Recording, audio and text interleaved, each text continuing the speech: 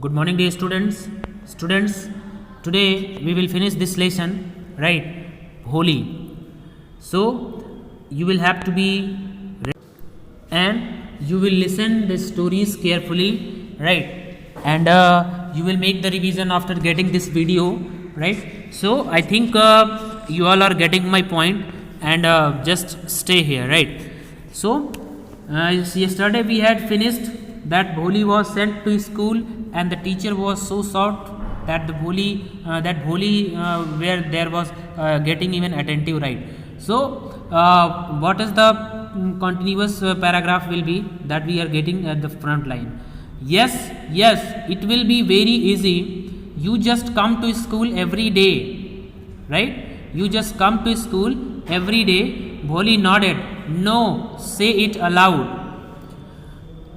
Yes, and Bholi herself was astonished that she had been able to say it. Did not I tell you? Now, take this book. The book was full of nice pictures, and the pictures were in the color, right? In color with dog, cat, dog, goat, horse, parrot, tiger, and a cow just like Lakshmi. And with every picture was a word in a big black letters, right? So nodded means giving the affirmation or approval, right? The teacher at once understood her curiosity and said her what she had said was true, and that if she came to school every day, she would be able to speak without any problem. And then she inquired if Bholi would come to school the next day.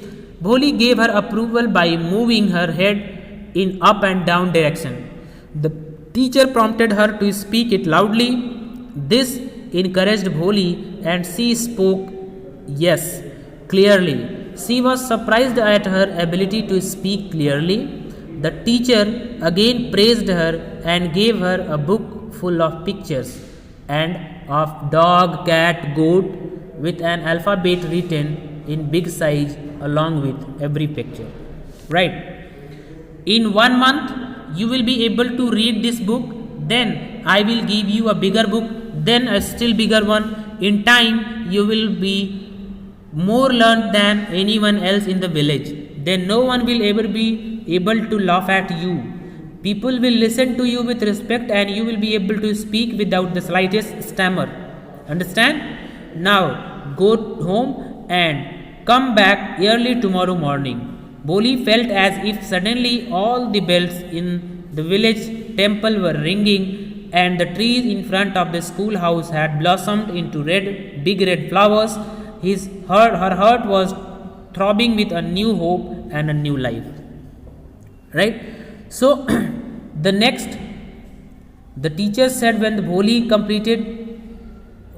book will be completed, she would be given a bigger book, and after that a still bigger one. She also told her that one day she would become an educated person in the village, and the people would respect her because of her knowledge and wisdom. Not only this, she would be able to speak clearly. With this, she asked her to come to school early and the next morning.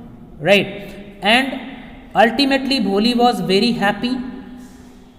Very happy. Her heart felt a rare type of happiness, and she imagined that she could hear the bells at the temple, right? Temples ringing, and imagined that the tree outside the school red color flowered on them. She felt a sudden beat in her heart, made her full of hope and happiness. Right? So, thus the year passed. The village became a small town. The little primary school became a high school. There were now a cinema under a tin shed and a cotton ginning mill. The mail train began to stop at the railway station. One night after dinner, Ramlal said to his wife, "Then shall I accept Bisambar's proposal?" "Yes, certainly," his wife said. "Bholi will be lucky to get such a well-to-do bridegroom. A big shop, a house of his own, and I hear several thousand in the bank. Moreover, he is not asking for any dowry." "That's right, but he is not so young, you know, almost the same age as I am. And he also limps. Moreover, the children from his first were quite wife are quite grown up. Right. So years passed and the village grew into a small town. Her primary school was now a high school, and there was a cinema and a dining meal opened in her town. Even the mail train started to halt at the village railway station. Right. One night Ramlal was discussing with his wife and that he had got a marriage offer for Bholi. He asked his wife whether they accept Bisambar's proposal or not.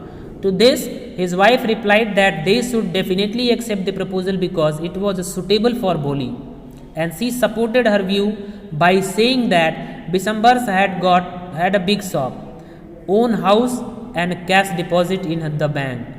Also, he was not asking for dowry.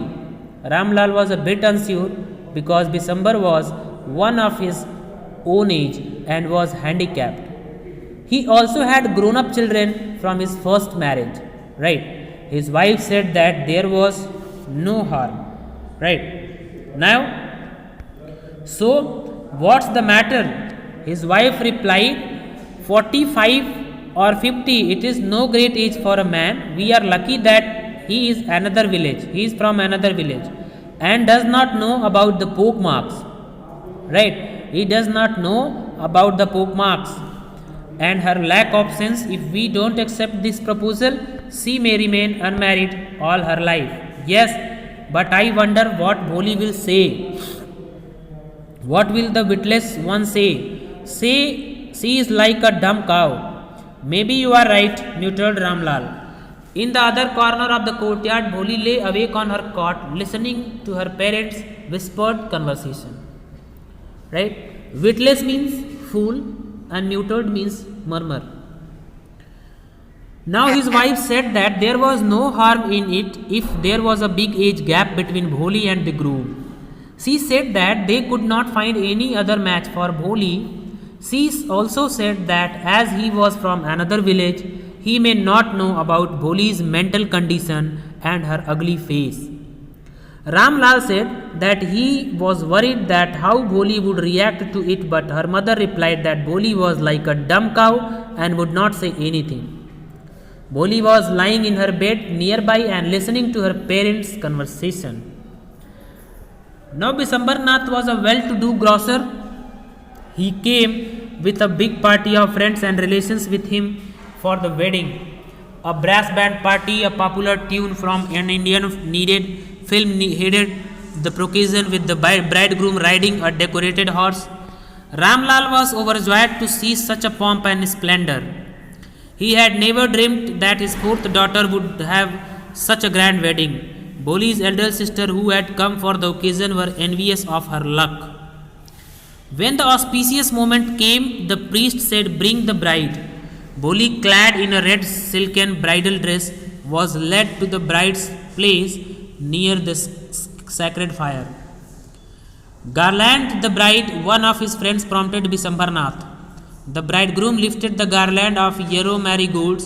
A woman slipped back the silken veil from the bride's face. Bisambar took a quick glance. The garland remained poised in his hands. The bride slowly pulled down the veil over her face. "Have you seen her?" said Bisambar to the friends next to him. "She has poke marks on her face." "So what? You are not young either." "Maybe. But if I am to marry her, her father must give me 5,000 rupees. Ramlal went and placed his turban, his honor, at Bisambar's feet. "Do not humiliate me so. Take 2,000 rupees. "No, 5,000 or we go back. Keep your daughter." "Be a little considerate, please. If you go back, I can never show my face in the village." "Then out with 5,000. Tears streaming down his face, Ramlal went in, opened the safe and counted out the notes. He placed a bundle at the bridegroom's feet. Right? Students, the bridegroom Bisambarnath was a rich man. He had a grocery shop where he used to sell foods, items of household goods. He had a good business. On the wedding day, he came with his friends and family. They were accompanied by a brass band which was playing a popular tune from Hindi movies. The bridegroom was riding a decorated horse. Ramlal was happy to see all this. He had never dreamed of such a great wedding of his fourth daughter, and Bholi's elder sister were filled jealous. On the day of wedding, Bholi was brought for the wedding rituals. She was dressed in a red silk sari. When she reached, one of December's friends asked him to garland the bride. As he was about to put the garland around her neck, a woman removed the veil that covered her face. He saw blemished on her face and at once objected the marks on the bride's face. His friends answered Ramlal that that he should ignore this as if he was not young to marry, but December told Ramlal that he wanted 5,000 rupees in return for marrying an ugly woman like Bholi. And Ramlal went and placed his turban, his honor, at December's feet. Right. So here one on hearing the bridegroom's demands, Ramlal goes to have got so upset that he went to him and keep his turban at his feet. He requested him to be considerate and requested him to accept 2,000 rupees, but Bisambas denied. Ramlal requested him not to do all this and it would ruin his pride. Bisambas was stay on his demand. Now the bridegroom was happy. Ramlal went inside and brought 5,000 rupees from the safe, counted the money and handed it to. Right? On Bisambar's greedy face appeared a triumphant smile. He had gambled and won. Give me the garland, he announced. Once again the wheel was slipped back at the bride's face, but this at her prospective husband, and in her eyes there was neither anger nor hate, only cold contempt. Bisambar raised the garland to place it round the bride's neck, but before he could do so, Bholi hand struck out a little streak of lighting, and the garland was flung into the fire. She got up and threw away the wheel. Pitaji, said the Bholi in clear, loud voice. Right? And her father and mother, sisters, brother, relations and neighbors were startled to hear her speak without even the slightest stammer. Pitaji, take back your money. I am not going to marry this man. Right? And as the bridegroom were happy, right, because he had won the bet and he asked for the garland and he was ready for the marriage. Once again, when Bholi removed the cover of her face and stared at Bisambar, her eyes were full of disrespect for him. There was no anger or hatred in her eyes. As Bisambar was about to garland her, she struck her hand at the garland as quick as a streak of lightning. The garland flew and fell into the sacred fire. She threw away her wheel too. And what there Bholi said, Bholi addressed her father by saying, Pitaji. Her voice was clear and she spoke without stammering. Her family was, and as well as her relatives were shocked to see this. She continued and said that she should take back money as he would not marry this man. Right? Now, Ramlal was thunderstruck. So shameless, so ugly and so shameless. Bholi, how are you crazy? Shouted Ramlal. You want to disgrace your family? Have some regard for our izzat? For the sake of your izzat, said Bholi, I was willing to marry this lamb old man. But I will not have such a mean, greedy and contemptible coward as my husband. I won't. Right? What a shameless girl. We all thought she was a harmless dumb cow. We all thought she was a harmless dumb cow. Right? Bholi turned violently on the old woman. Yes, auntie, you are right. You are all thought I was dumb driven cow. That's why you wanted to hand me over to this heartless creature. But now the dumb cow, the stammering fool is speaking. Do you want to hear more? Bisambarnath, the grocer, started to go back with his party. The confused bandsman thought that this was the end of the ceremony and struck up a closing song.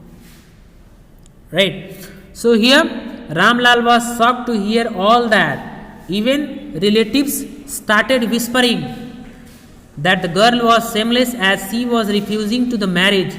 Ramlal grew angry and shouted at Bholi that she had gone mad because such an act of her could bring disgrace to her family. Bholi replied that it was for the sake of her family honor that she had consented to marry the lame old man, but she was not ready to marry a greedy coward. An old woman commented that Bholi was shameless girl, though they all thought that she was a dull and innocent girl.